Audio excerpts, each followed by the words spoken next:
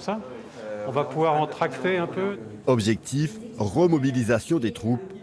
Avec ses 48% du premier tour, Alain Suguenot aborde le second serein mais vigilant. Il souhaite faire élire conseiller un maximum de ses colistiers.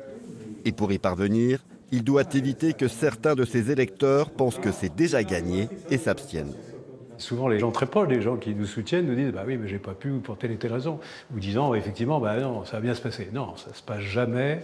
Hein, c'est comme en matière sportive, tant que vous n'avez pas passé la ligne d'arrivée, l'élection, bah, sinon il n'y a pas de démocratie, ça ne sert à rien de voter.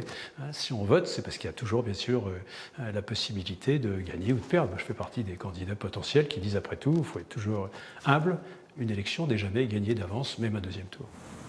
Ça va être très court, mais dense, et de toute manière, tout ce qui est fait après le 28 juin, ça sert à rien, quoi. Voilà, c'est avant.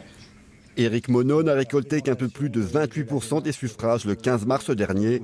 Il a bien tenté de négocier avec la liste de gauche arrivée troisième, mais l'opération a échoué après 5 jours de discussion. Le candidat soutenu par La République En Marche veut encore croire en ses chances de ravir le fauteuil de maire, même s'il sait qu'elles sont très minces. On a 1600 électeurs. Et c'est le message que je veux faire passer à tous les Beaunois qui ont envie de changement. Si chaque électeur emmène un électeur qui n'est pas allé voter, on en connaît tous un ou deux, c'est gagné. C'est gagné. Alain Suguenot, il a fait le plein. Carole Bernard, en se maintenant, elle fera un score déplorable.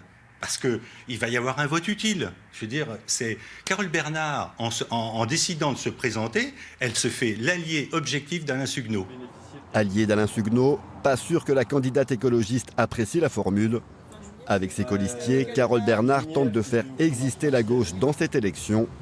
Si elle a réussi à unir ses différentes composantes, elle n'a obtenu que 12,4% au premier tour. J'étais assez déçue des résultats du premier tour, mais bon, c'est vrai qu'il y avait quand même cette abstention record de 57%, c'est-à-dire 12% de plus qu'en 2014, qui a quand même déséquilibré les votes qui auraient dû avoir lieu. Donc j'aimerais qu'on soit au moins 3 ou 4 conseillers municipaux de notre liste à siéger pour pouvoir faire avancer nos idées. Éliminé dès le premier tour, le Rassemblement national ne donne pas de consigne de vote. Mario Barravecchia appelle lui à faire barrage au maire sortant.